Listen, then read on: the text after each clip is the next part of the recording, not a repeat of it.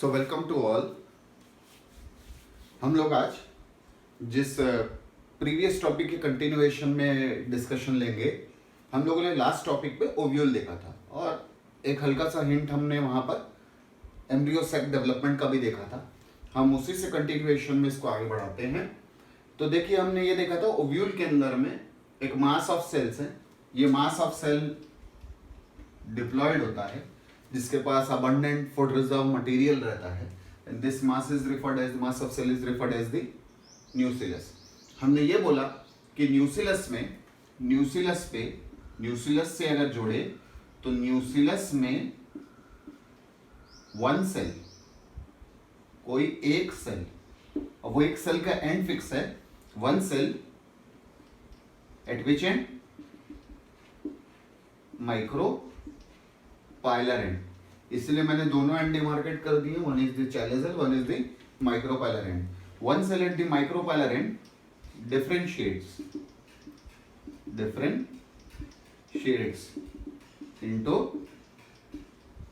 megaspore mother cell, which is again diploid, and this megaspore mother cell will undergo meiosis or reductional division, and it will result in formation of megaspores. So megaspore mother cells undergoes meiosis or reductional division,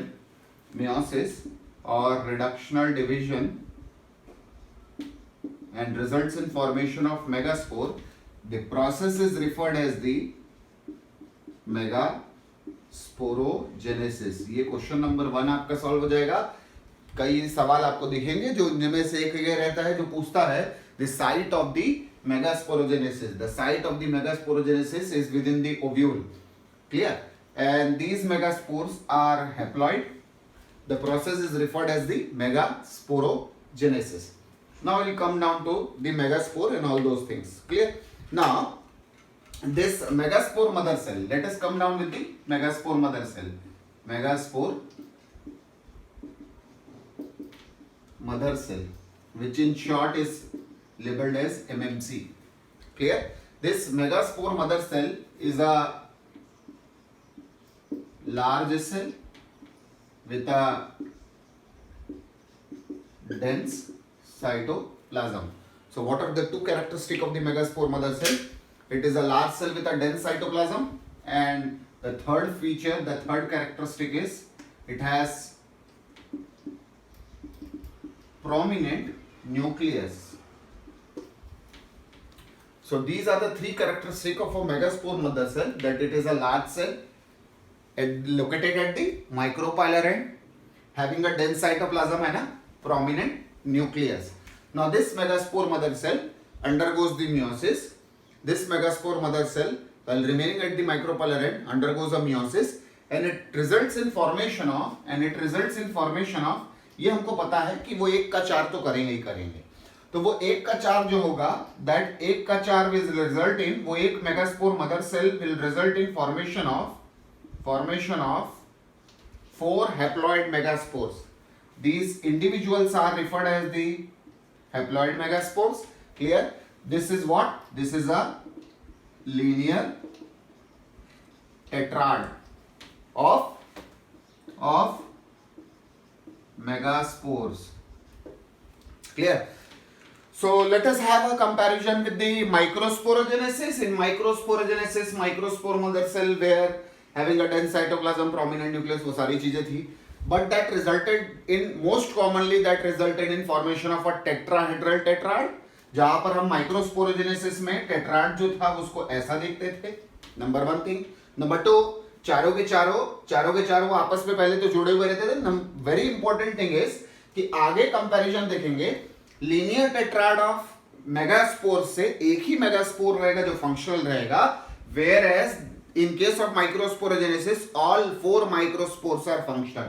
तो कभी अगर functional microspore और megaspore का ratio आए, microspore megaspore ratio अगर आएगा तो चारों फंक्शनल है, एक फंक्शनल है, रेशियो विल बिकम 4:1। ये अगेन एक क्वेश्चन आपका सॉल्व हो जाएगा।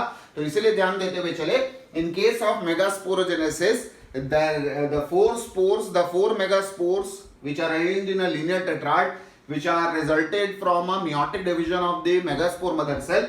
Out of 4, only 1 cell will remain functional, 3 will degenerate. So अगर हम इस आगे को देखें कि एक्चुअली अब इसके भी एंड अगर आप देखें तो कैसा रहेगा, तो 4 मेगास्पोर जो बन रहे हैं जो हैप्लॉइड है, ये चारों मेगास्पोर जो रहते हैं ये हैप्लॉइड है. इन 4 मेगास्पोर से ये ध्यान देते हुए चले कि 3 will degenerate, 1 will remain functional. 3 degenerate, तो अगर मान लेता हूं मैं ये 3 डीजनरेट कर देता हूं, डीजनरेट कर दिए, एंड दिस वन एक जो रहा इसको मैंने क्या बना करके रखा, फंक्शनल बना करके रखा.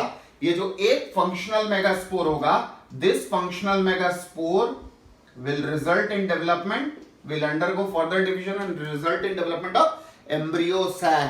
Clear?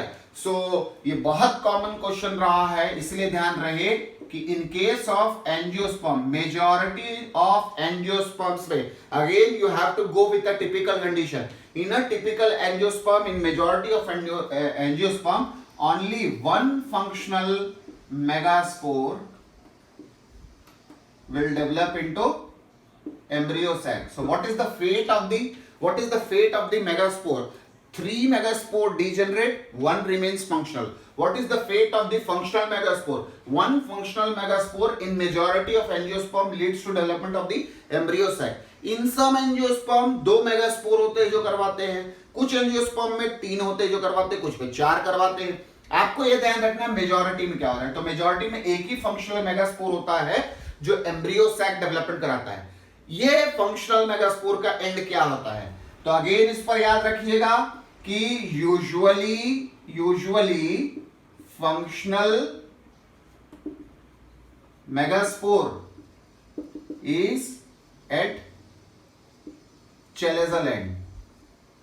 Megaspore mother cell is at the micropylar end, but the functional megaspore जो कि ज्यादा से ज्यादा एंजियोस्पर्म में यही देखने को मिलेगा, that is usually present at the chalazial end. Clear? So वो एक फंक्शनल मेगास्पोर जो रहेगा वो बेसिकली आगे चल करके अगर देखा जाए तो वो एम्ब्रियो सैक डेवलप करवाएगा. क्लियर? बात आई एम्ब्रियो सैक की. अब ये ध्यान दे, functional megaspore is haploid, embryo sac, complete embryo sac is also haploid. Embryo sac, likewise the pollen grain which are the male gametophyte in the angiosperm, embryo sac is the female gametophyte. Clear? Number 1 thing, again it is a haploid one. Number 2 things, in pollen grains you will see एक microspore जो रहता है वो एक एक pollen grain बनता है, but this arises from one functional megaspore. So what you will term it as a monosporic embryo sac. इसमें मेजॉरिटी ऑफ एंजियोस्पर्म्स में you will get कि वो एक ही फंक्शनल मेगास्पोर एम्ब्रियो सैक में डेवलप होता है, इसीलिए आप ऐसे एम्ब्रियो सैक को क्या बोलेंगे, मोनोस्पोरिक एम्ब्रियो सैक डेवलपमेंट बोलेंगे. ध्यान देते चले, megaspore mother cell usually differentiates in the micropylar end, 4 megaspore linear tetrad. तीसरी चीज 3 डीजेनरेट, एक functional usually at chalazial end, वो एक functional develops into embryo sac. Embryo sac is the female gametophyte of the angiosperm. So in majority of angiosperms, एक functional megaspore leads to development of an embryo sac. This is referred as on the basis of pattern of development, this is referred as the monosporic embryo sac. Clear? Now, ये ध्यान दे, whenever you are asked with a typical embryo sac, तो क्या क्या ध्यान देना है. When you are asked with a typical embryo sac, तो 3 चीजें ध्यान देनी है. Number 1, it is monosporic in development, मतलब एक फंक्शनल मेगास्पोर से डेवलप होता है. Number 2, ये कैसे टाइप का है, you go to say it is a polygonum type, क्योंकि पहली बार स्ट्रासबर्गर द्वारा, जो कि आपको ध्यान नहीं रखना है किसने डिस्कवर किया, स्ट्रासबर्गर द्वारा पॉलीगोनम में देखा गया था, इसलिए बेसिकली इसको पॉलीगोनम टाइप बोलते थे. टिपिकल है, और इसमें क्या रहता है, पॉलीगोनम टाइप में कैसा रहता है, पॉलीगोनम टाइप में कैसा रहता है, polygonum type is 7 sailed 8 nucleated at maturity. Clear? ये तीन चीजें एकदम आपके टिप ऑफ टंग में होनी चाहिए। This should be on your tip of a tongue कि कैसा टाइप का एम्ब्रियो सैक हो, हमारा एम्ब्रियो सैक कैसा हो, हमारा एम्ब्रियो सैक मोनोस्पोरिक हो, हमारा एम्ब्रियो सैक पॉलीगोनम टाइप हो। पॉलीगोनम टाइप में क्या मिलता है, तो पॉलीगोनम टाइप जो टिपिकल एम्ब्रियो सैक को लेबल किया जाता है एंजियोस्पर्म्स में, मेजॉरिटी ऑफ एंजियोस्पर्म में वो मिलता है, वो 7 सेल्ड 8 न्यूक्लिएटेड होता है, 7 सेल्ड 8 न्यूक्लिएटेड होता है। क्लियर ना? ये सारा कैसे होता है और वो कैसे एम्ब्रियो सैक ये 7 सेल्ड 8 न्यूक्लिएटेड आता है, उसको देखने से पहले ध्यान रहे, आप पॉलन ग्रेन में मैक्सिमम नंबर ऑफ सेल आपको 3 ही मिलता था। पहले 2 सेल्ड होता था, vegetative cell, generative cell, then वो एक जनरेटिव सेल 2 मेल गैमेट बनाता था, वेजिटेटिव सेल ट्यूब न्यूक्लियस बन जाता था, तो आपको मैक्स नंबर ऑफ सेल 3 ही मिल सकता था। यहां मैक्स नंबर ऑफ सेल क्या आती है, 7 सेल्ड आती है। ये ध्यान देंगे, पॉलन ग्रेन में हर समय 3 सेल 3 न्यूक्लिएटेड कंडीशन होती है, जो मैच्योरिटी वाला होता है, जो रेडी टू फर्टिलाइजेशन होता है, जबकि जो embryo sac ready to fertilization में है या मैच्योरिटी में है, वो 7 सेल्ड 8 न्यूक्लिएटेड होती हैं। क्लियर? कैसे बनती हैं 7 सेल, इस पर अपन ध्यान देते हैं। क्लियर? तो इस पर एक चीज और पूछी जाती है, इसलिए ध्यान दें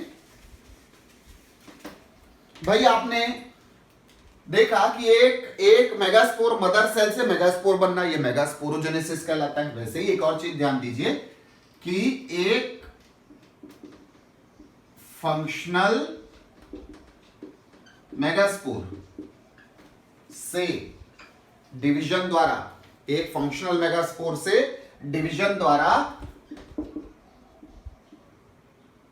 एम्ब्रियो सैक बनना, एम्ब्रियो सैक बनना, this is mega gametogenesis, because it is either labeled as female gametophyte or labeled as megagametophyte. Clear है?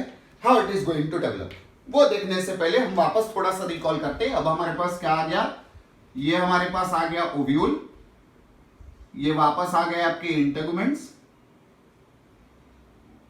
ये आ गया अंदर। अब ये ध्यान दें, चेलेजल एंड है, ये माइक्रोपाइलर एंड है।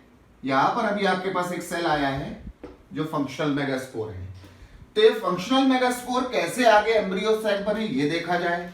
तो ये देखिए, फंक्शनल मेगास्पोर को अगर ले, ये फंक्शनल मेगास्पोर को अगर ले, तो मान लेते हैं, देखिए ये फंक्शनल मेगास्पोर आ गया।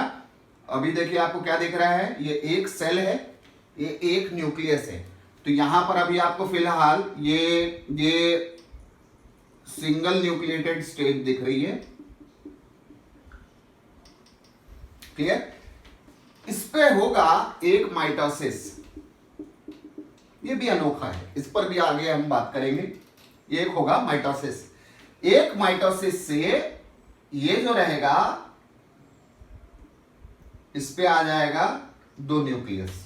क्लियर? ठीक। अब ये 2 न्यूक्लियस जो आया, तो आप बोलेंगे कौन सा है, ये 2 न्यूक्लिएटेड स्टेज है। ये आपका क्या था, सिंगल न्यूक्लिएटेड वाला, ये था आपका फंक्शनल मेगास्पोर। क्लियर? और ये 2 न्यूक्लिएटेड में आगे देखिए क्या होगा, ये एक न्यूक्लियस एक पोल में, पोल लेबल करें, चैलेजल है, माइक्रोपाइलर है। ये पोल चैलेजल है, ये माइक्रोपाइलर है। ये एक चैलेजल पोल की तरफ और एक माइक्रोपाइलर पोल की तरफ मूव कर जाता है। This is rearrangement. क्लियर? ये वापस मूव कर जाते हैं और अभी फिलहाल अब अगले स्टेज में जाकर के आपको क्या मिल जाएगा, एक यहां चैलेजल में और एक माइक्रोपाइलर में। क्लियर है ना? ये हो गया हमारा यहां पर। अब देखिए क्या होगा, फिर से यहां एक माइटोसिस होगा, फिर से ये जो 2 न्यूक्लिएटेड वाला आया है, इससे फिर से माइटोसिस होगा, और वो दोनों न्यूक्लियस तो पोल पे है, तो हम यहीं से करवाएं। फिर से करवाइए इस पे एक माइटोसिस,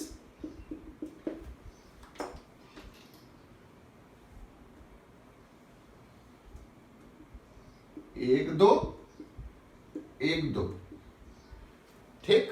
तो ये क्या हो गया, 4 न्यूक्लिएटेड स्टेज। फिर क्या होगा, एक और माइटोसिस होगा,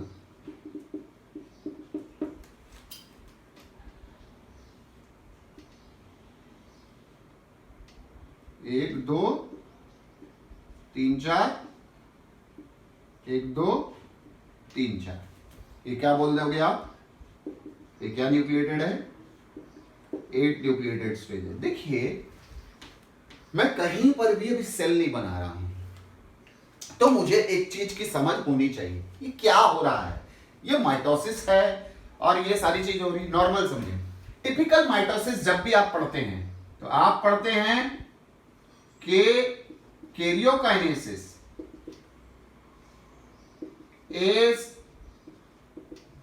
immediately followed by cytokinesis.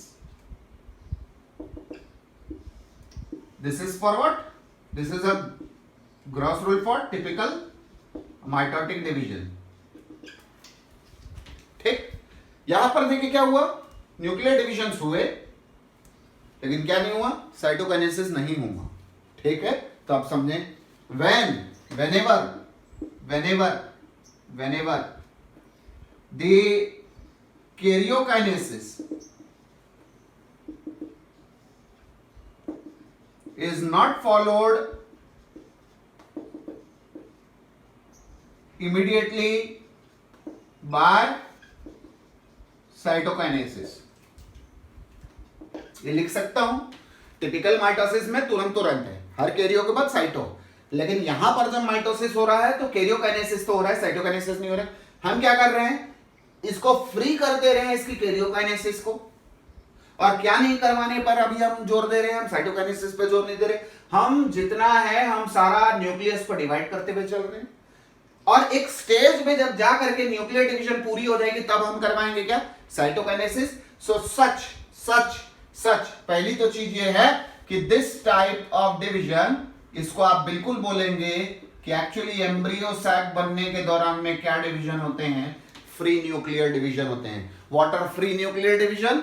Free nuclear division are a sort of और a variant of a mitotic division, एक टाइप के माइटोटिक डिवीजन है जहां पर बेसिकली क्या होता है कि कैरियोकाइनेसिस पहले होती है freely, that is not followed immediately by cytokinesis. जब पूरा हो जाता है at the end of the process, एक साथ cytokinesis occurs on a whole, बाद में जाकर के एक साथ होता है। क्लियर, एक चीज तो वो है। दूसरी चीज, यदि आप एनसीईआरटी पढ़े तो आपको बकायदा मिलेगा 2 न्यूक्लिएट स्टेज के बाद एनसीईआरटी लिखता है it is followed by 2 more sequential mitotic division, 2 more sequential 2 nucleated stage, 2 more sequential mitotic division, एक डिवीजन। टोटल कितना डिवीजन करवाए थे, एक न्यूक्लिएट से 2 न्यूक्लिएट लाने में एक माइटोसिस, 2 से 4 करने में एक, और 4 से 8 करने में तीसरा। तो टोटल 8 न्यूक्लिएटेड स्टेज लाने के लिए अभी तक हम लोग को क्या आया है, 3 माइटोटिक। मतलब कितने फ्री न्यूक्लियर होते हैं, तो एम्ब्रियो सैक डेवलपमेंट के टाइम में टोटल 3 फ्री न्यूक्लियर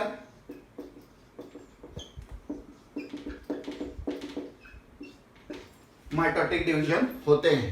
क्लियर, कितने आ गए, 8 न्यूक्लिएटेड स्टेज आ गए। अब देखिए मजेदार खेल यहीं से चालू होगा। अब हम क्या करते हैं, 8 न्यूक्लियस को एक लेवल पर देखते हैं कि ये 8 न्यूक्लियस जो आए हैं,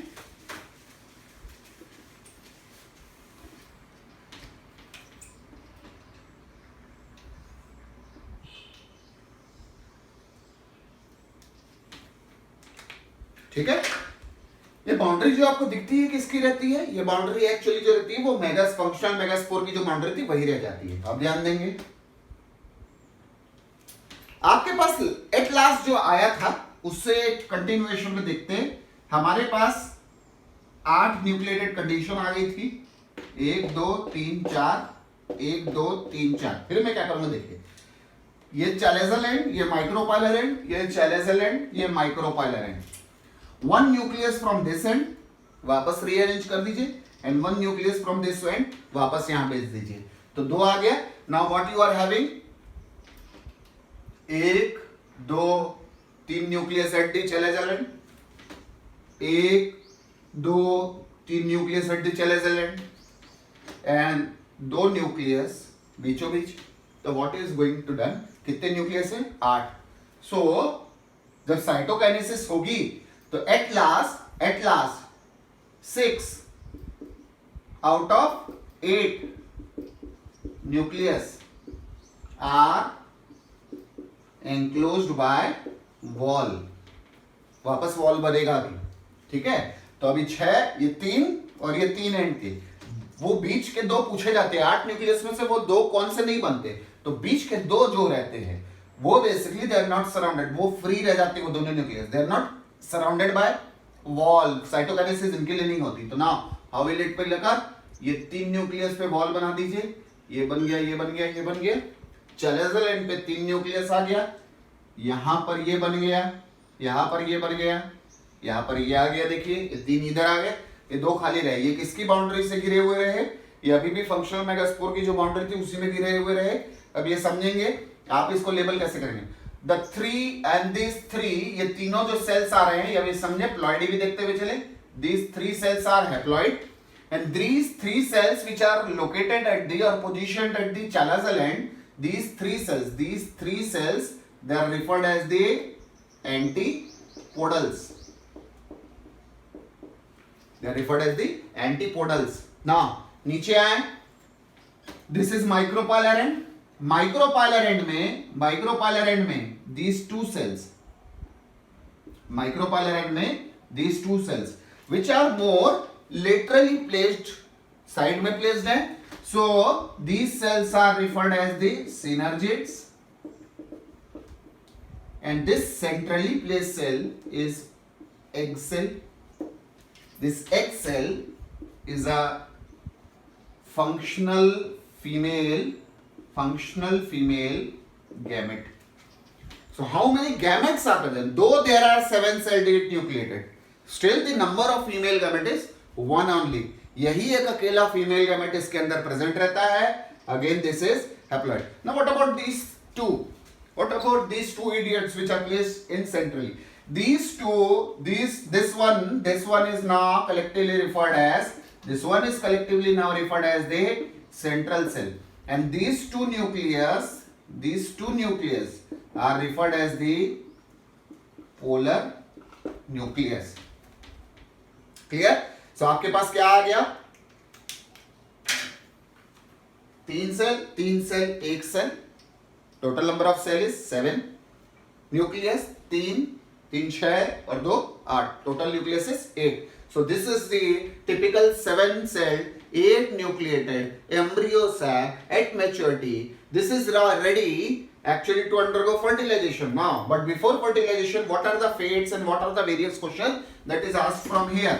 अब ये समझा जाए, इस पर समझे, देखिए ये एम्ब्रियो सैक है which is placed within the ovule, nucleus की उस जगह पर ये एम्ब्रियो सैक प्लेस्ड है, ओव्यूल के अंदर में प्लेस्ड है, ठीक है। तो अब ये समझे, देखिए क्या होगा। अब यहां से बात करते, देखिए जैसे मैंने पहले बोला, एक एक कंपोनेंट को देखिए उनका फेट क्या होता है। बात आती है एग सेल की, एग सेल आपको पता है हैप्लॉइड है, दूसरा 1 इन नंबर, तीसरा it fuses with 1 male gamete, and fusion of gametes, this is, I said this is a female gamete, this is a male gamete, if you going to fuse with the male gamete, matlab this undergoes in future syngamy and this results in formation of a zygote which is a 2n structure। Clear. एक तो कहानी यहां से समझ में आ गई आपको, ये कहानी इसकी हुई, लेकिन अकेले क्या है, नहीं है अकेले। these egg cells are accompanied by, this is again one question you will get in some books, कि egg cells are accompanied by synergids। so come down with the synergids, कि ये synergids के साथ क्या, तो synergids के साथ अगर देखा जाए तो synergids के साथ क्या क्या देखना है और synergids की खासियत क्या है। सिनर्जेट्स पहली तो बात, they are also known as helper cells, they are also known as helper cells. दूसरी चीज, दे आर ऑल्सो हैप्लॉइड, ये भी हैप्लॉइड होते हैं। तीसरी चीज, but they are 2 in number. And what is the unique speciality with the synergid is, synergids have specialized cellular thickenings on their wall.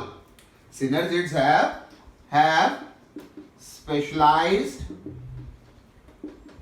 cellular thickening, and those structures are referred as the filiform apparatus. So filiform apparatus is associated with the synergids. We are discussing the micropylarend. There are 3 cells, out of which one medially placed is the egg cell and the 2 laterally placed are the synergids. Generally in questions you are not asked about the positioning of these cells, ना medial ना lateral, आपको वो नहीं पूछा जाता, आपको ये 3 cell की जानकारी पता होनी चाहिए। सिनर्जिड जो होते हैं, they are referred as the helper cell which are 2 in number. They accompany the egg cell which is a functional female gamete. The synergids on their wall have some specialized thickening. These specialized thickening is the filiform apparatus. Now coming down with the filiform apparatus पे ध्यान देंगे, आप एक चीज ध्यान दीजिए, ये आपका आ गया, ये पिस्टिल आ गया, ये आ गया, ये आ गया, ये आ गया, ये आपका ओवरी है, यहाँ कहीं ओव्यूल है, यहाँ कहीं आपका पोजीशन है एम्ब्रियो सैक। क्या होता है, पॉलन यहाँ गिरता है, पॉलन गिरने के बाद यहाँ पॉलन ट्यूब बनाता है। अब ये देखिए पॉलन ट्यूब, पॉलन के पास या पॉलन ट्यूब के पास कोई आंख नहीं होती कि एकदम बाकायदा उसको पता चले कि मैं कहाँ जाने वाला हूँ। तो जब दूल्हे को राह दिखाने की बात होती है, आप शादी ब्याह में देखिए क्या होती है, जब बारात निकलती है, आप एक खासियत देखिए, दूल्हे जो होते हैं, अगर इसको एक ऐसा लिया जाए, इसके एनालॉगस में एक एनालॉगी ली जाए, तो दूल्हा बेचारा है अंधा हमारा, तो क्या किया जाता है, बारात पे देखिए बड़े बड़े उजाले करते हुए, प्रकाश करते हुए ट्यूबलाइट लेकर के पूरी बारात जाती रहती है। तो बस वैसे ही यहाँ पर भी है कि यहाँ पर भी बताना पड़ेगा कि भैया तुमको इधर आना है, तो उसके लिए क्या है, फिलिफॉर्म एपरेटस है। फिलिफॉर्म एपरेटस का काम क्या है, it guides the pollen tube, दिशा दिखाओ, पथ प्रदर्शित करे प्रभु। तो यहां पथ प्रदर्शित करने का काम फिलिफॉर्म एपरेटस का है। फिलिफॉर्म एपरेटस क्या कर रही है, उस पॉलन ट्यूब को बता रही है इधर आओ, स्टाइल पार करो, स्टाइल पार करके ओवरी आओ, ओवरी पार करके ओव्यूल में आओ, और ओव्यूल पार करके वो पॉलन ट्यूब जो है किसके साइटोप्लाज्म में एंटर करता है, सिनर्जिड के साइटोप्लाज्म में। तो इसकी सिनर्जिड का यहाँ पर इंपॉर्टेंस बहुत ज्यादा है। सिनर्जिड के साइटोप्लाज्म में खुलते हैं। तो जो आपको ताजा जानकारी और ब्रेकिंग न्यूज मिल गया वो ये मिल गया, सिनर्जिड देखिए कितना महत्वपूर्ण योगदान देता है। सिनर्जिड के साइटोप्लाज्म में खुलते हैं क्या, वो पॉलन ट्यूब जिनके अंदर 2 दूल्हे आ रहे हैं, एक दूल्हा नहीं है। एक दूल्हा होता तो यहाँ पर देखिए कितनी अच्छी बात होती, लेकिन 2 दूल्हे हैं। ये बड़ी आगे समस्या आने वाली है। ये अगला सेक्शन जब हम बात करेंगे डबल फर्टिलाइजेशन को, उसमें सारी चीजें आएंगी, लेकिन उससे पहले आपको क्लियर रहे कौन होता है जो उनको दिशा दिखाए, कौन होता है जो उनको बताता है कि हाँ आपको यहाँ आना है। यहाँ आने मतलब आपको एम्ब्रियो सैक में एंट्री के लिए गाइडेंस जो रहता है सिनर्जिड प्रोवाइड करता है। सिनर्जिड के में फिलिफॉर्म एपरेटस होता है, वो पॉलन ट्यूब को गाइड करता है फॉर एंट्री इनटू स्टिग्मा पे लैंड किया, देन वो स्टाइल में एंटर करे, स्टाइल से फिर ओवरी आए, और ओवरी से फिर वो एंटर करे कहाँ की तरफ, माइक्रोपाइलरेंट से एंटर करते हुए वो बेसिकली सिनर्जिड में जाके खुले। तो एक्चुअली ये ध्यान रखिए, pollen tube opens into or burst into the cytoplasm of the synergid। अब बात ये आ रही है कि ये 3 हैं, तो ये 3 अनोखे हैं, क्योंकि आप ये समझे 1 egg cell plus 2 synergids collectively at micropylarend they form egg apparatus। माइक्रोपाइलरेंट पे ये 2 सिनर्जिड और 1 एग सेल मिलकर के क्या बना देते हैं, एग एपरेटस तैयार करते हैं। तो यहां तक की तो बातें हुई, ये फिलहाल ये है। आप यहां देखिए अभी तक प्लॉइडी पूरी एम्ब्रियो सैक हैप्लॉइड थी, लेकिन फर्टिलाइजेशन होने पर एग सेल जो है मेल गैमेट के साथ फ्यूज करेगा और भविष्य में डिप्लॉइड बन जाएगा। अभी यहां एक चेंज ऑफ प्लॉइडी है। सिनर्जिड के साथ क्या होगा, याद रखिए दोनों सिनर्जिड पोस्ट फर्टिलाइजेशन डिजनरेट कर जाएंगे। मतलब फिलहाल आपको एक चीज समझ में आ रही है कि फर्टिलाइजेशन के बाद एम्ब्रियो सैक का एक सेल 2n बन जाता है और अभी फिलहाल 2 सेल जो है वो डिजनरेट होने के कगार पर आए हैं। चलेजल एंड पे जो सेल्स प्रेजेंट है एंटीपोडल, इनकी संख्या होती है 3, ये भी रहते हैं हैप्लॉइड और इनके लिए सीधा बात याद रखिए कि ये भी क्या हो जाते हैं, डिजनरेट। तो अभी तक फिलहाल जो आपके पास 7 सेल मौजूद थे, 3 एंटीपोडल, 2 सिनर्जिड, 1 एक्सेल और 1 सेंट्रल सेल, इन 7 सेलों में अभी तक फिलहाल आपका 3 2 5 सेल डिजनरेट कर गए। मतलब एक फर्टिलाइज्ड एम्ब्रियो सैक अगर आप देखें तो उसमें 5 सेल टोटल डिजनरेट करते हैं, 3 एंटीपोडल डिजनरेट करते हैं, 2 सिनर्जिड डिजनरेट करते हैं। तो total number of cell will degenerate post fertilization in a mature embryo sac is 5। मतलब टोटल कितने सेल, 7 सेल। मतलब कितने डिजनरेट नहीं करते, 2 डिजनरेट। ये भी एक सवाल। Total number of cell which do not undergo degeneration after double fertilization or after the fertilization of the mature embryo sac is 2 and the total number of cell which degenerate is 5। तो अब बात ये आ रही है कि वो 3 antipodal haploid थे, वो भी डिजनरेट कर गए, 2 सिनर्जिड अपनी पूरी भूमिका अदा की है। क्योंकि आप ये देखिए, आपको बिल्कुल ऐसा प्रतीत होगा, आपको बिल्कुल ऐसा दिखेगा कि ये 2 भाई हैं जो अपनी बहन को कंधे पर उठा कर गए हैं। ये दुल्हन है, दूल्हा वहां पर गिरता है, दूल्हा आ रहा है। इन भाइयों की जिम्मेदारी है कि इनको सही दूल्हा मिले। सही दूल्हे मिलने के लिए दिशा दिखानी पड़ती है और वो दिशा दिखाने का काम सिनर्जिड करते हैं। भाई अपने कर्तव्य निभाते हैं और निभाने के बाद ये मर जाते हैं, डिजनरेट हो जाते हैं। अब बात आ रही है सेंट्रल सेल में क्या। वो सेंट्रल सेल में, उस सेंट्रल सेल की बात आई है। एग एपरेटस याद रखिएगा हैप्लॉइड होता है। एग एपरेटस की प्लॉइडी मत चेंज कीजिएगा। और एग एपरेटस जो खुद हैप्लॉइड है वो 2 चीजों से मिलकर बना है, 2 synergid. Total number of cells in egg apparatus is 3। Total component, total different types of cell in the egg apparatus is only 2. One is egg cell and 2 are synergids. Clear? Now coming down to central cell. तो वो जो polar nucleus है, अब इसको दोनों ले लीजिए। क्या है 12th NCERT में जो चीज मैं कहने जा रहा हूं उसका कोई जिक्र नहीं है। 11th की NCERT पेज नंबर 41 यदि आप पलटा कर देखे तो आपको चीज मिलेगी कि जो पोलर न्यूक्लियस होता है प्रायर टू फर्टिलाइजेशन फ्यूज हो जाए। ये दोनों पोलर न्यूक्लियस हैप्लॉइड है, सेंट्रल सेल में प्रेजेंट है। सेंट्रल सेल की जानकारी ये है कि सेंट्रल सेल इज द, ये बहुत कॉमन क्वेश्चन है जो पूछा जाता है, it is the largest cell of the embryo sac. It is the largest cell of the embryo sac. 2 polar nucleus fuse हो जाते हैं and this gives rise to a single diploid secondary nucleus. What is going to occur? हमने बोला कि भैया दुल्हन 1 दूल्हे 2। एक दूल्हा जो आ रहा है वो तो एग के साथ अपनी दुल्हन के साथ फ्यूज करेगा, लेकिन एक दूल्हा जो बच रहा है वो क्या करे, व्यर्थ ना होने दें। गैमेट बनाना इतनी आसान बात नहीं होती, बड़ा सारा एनर्जी का खपत होता है। इसलिए वो एक गैमेट जो रहता है, what I'm going to say, central cell is the largest cell of the embryo sac।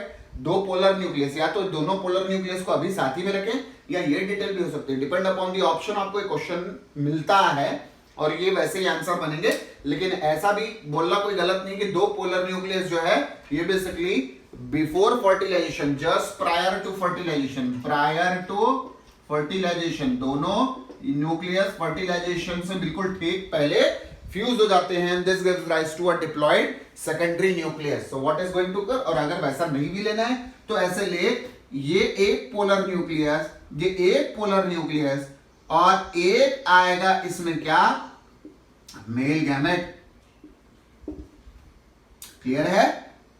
तो ये एक हैप्लॉइड, ये एक हैप्लॉइड, ये एक हैप्लॉइड, इन 3 हैप्लॉइड न्यूक्लियस का फ्यूजन कहलाता है क्या, ट्रिपल फ्यूजन। ध्यान दें, ट्रिपल फ्यूजन का साइट क्या है, सेंट्रल सेल। बहुत इंपॉर्टेंट है ध्यान देने का। फर्टिलाइजेशन का साइट है एम्ब्रियो सैक। एम्ब्रियो सैक में 2 टाइप के फर्टिलाइजेशन आपको दिख रहे हैं।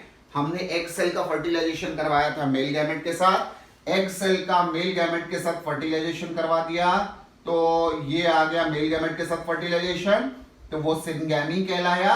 और सिनगैमी के अलावा यहां पर एक फर्टिलाइजेशन आपको और मिल रहा है कि 3 हैप्लॉइड न्यूक्लियस, 2 पोलर न्यूक्लियस और एक मेल गैमेट का न्यूक्लियस फ्यूज हो जाएं, and this is referred as the triple fusion.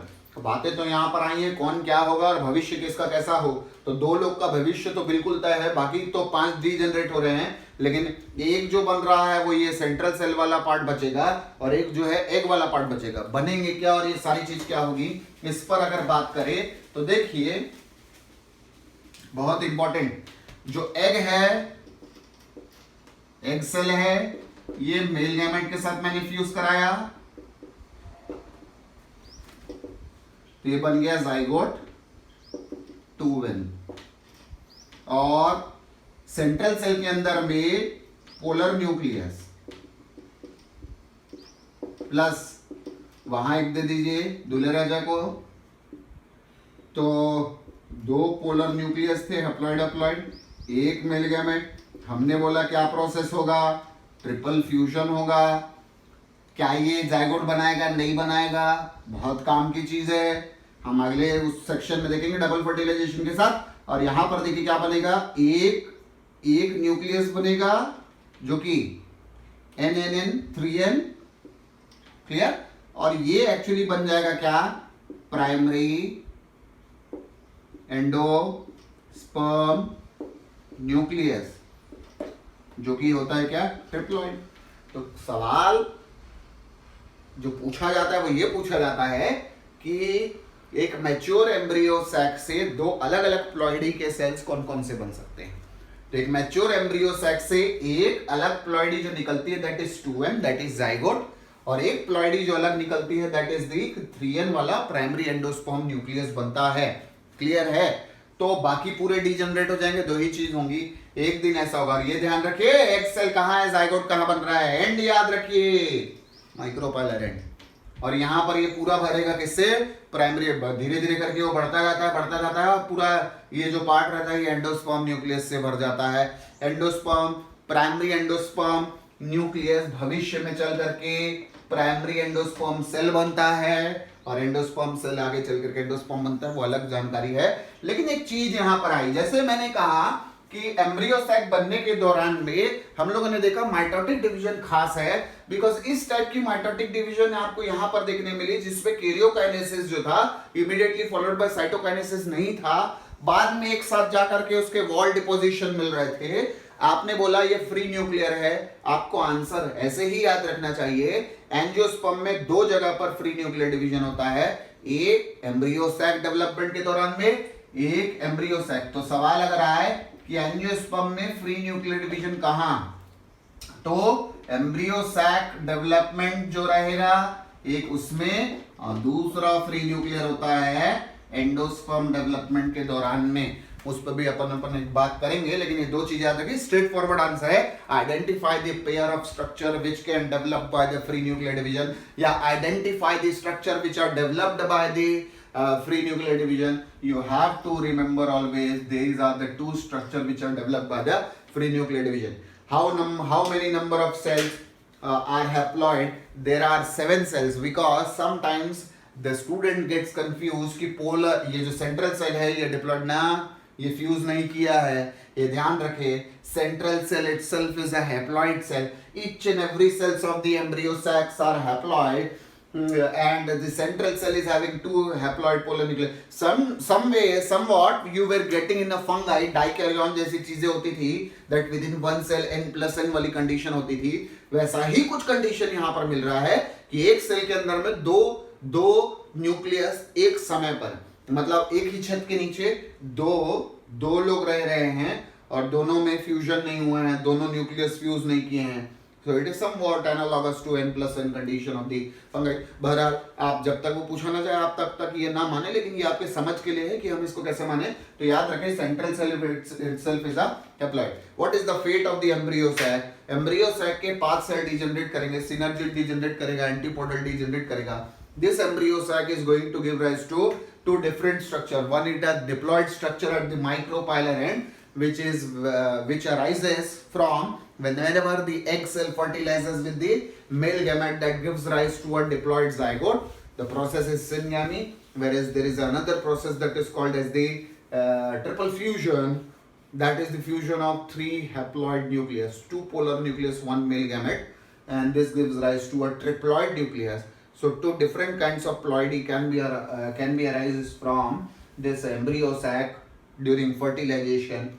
One is 2 and one is 3, and this is all about the detail that you have to recall for the embryo sac. Thanks.